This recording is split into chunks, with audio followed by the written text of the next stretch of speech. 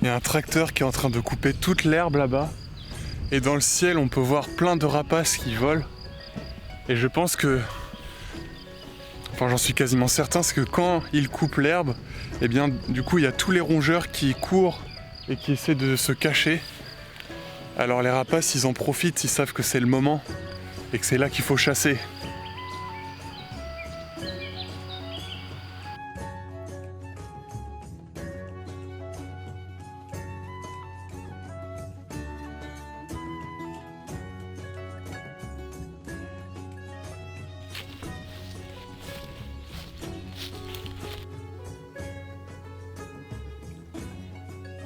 Dans la forêt, dans les traces de tracteurs, il y a des grosses flaques d'eau.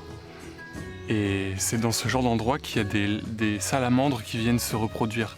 Donc moi je cherchais des salamandres et en fait j'ai trouvé pas des salamandres mais autre chose qui est tout aussi intéressant, c'est des larves de tritons marbrés. Donc ça fait partie de la même famille des salamandres. Donc la salamandre elle est noire et jaune et le triton marbré à l'âge adulte il va être vert, il va être noir avec des taches vertes et une rayure orange sur le dos. Et donc ouais, là c'est la période où ils viennent se reproduire dans les grosses flaques d'eau, dans les mares, dans les eaux limpides avec de la végétation. Donc là je pense que ce sont des larves de tritons marbrés, donc parce qu'elles sont jaunes avec une rayure jaune sur le dos. Alors que des larves de salamandre, eh bien, elles vont être plutôt foncées, brunes. Et à l'arrière des pattes, à l'arrière des pattes arrière, il va y avoir des taches jaunes. Et de ça, j'en ai pas trouvé. Donc là, ouais, je pense que c'est des larves de tritons marbrés. Et ça, je pense, c'est des larves de tritons communs. C'est les tritons qui ont une couleur, ils sont bruns en fait. C'est les tritons vulgaires, ça s'appelle aussi.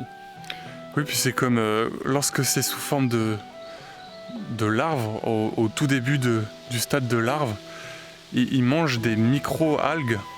Donc ça mange du végétal. Et une fois que ça grandit, ça mange des insectes. Ça devient carnivore.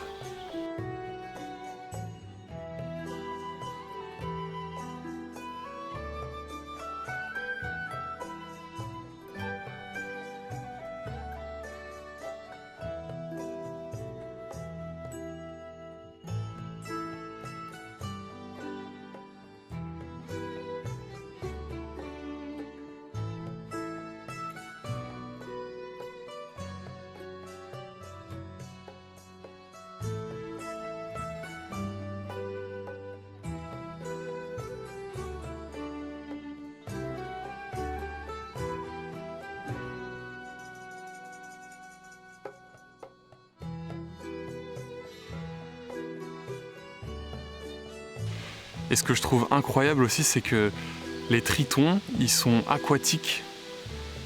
Enfin, quand ils sont bébés, ils sont aquatiques en forme de larves. Ils ont des branchies. D'ailleurs, là, ce sont les branchies qu'on peut voir derrière la tête, les espèces de petites cornes. Ça vit dans l'eau, c'est aquatique.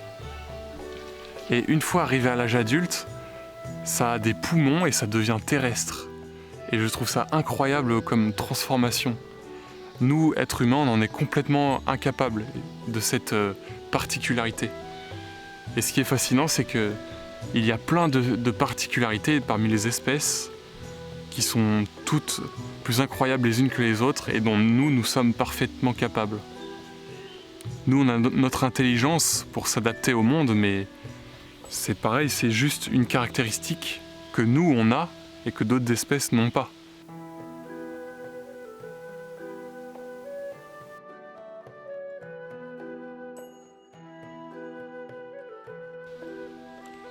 Et imaginez si nous les humains on avait cette capacité, le fait de...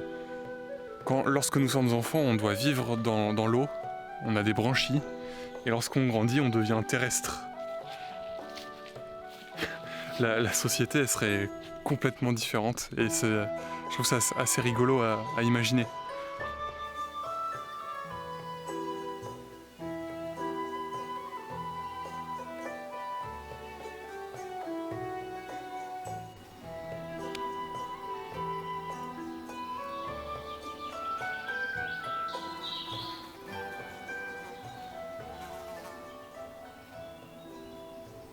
On aurait des écoles sous la mer. On aurait des routes aquatiques. Les chauffeurs, ce seraient des adultes, les chauffeurs de bus, et ils auraient des scaphandres.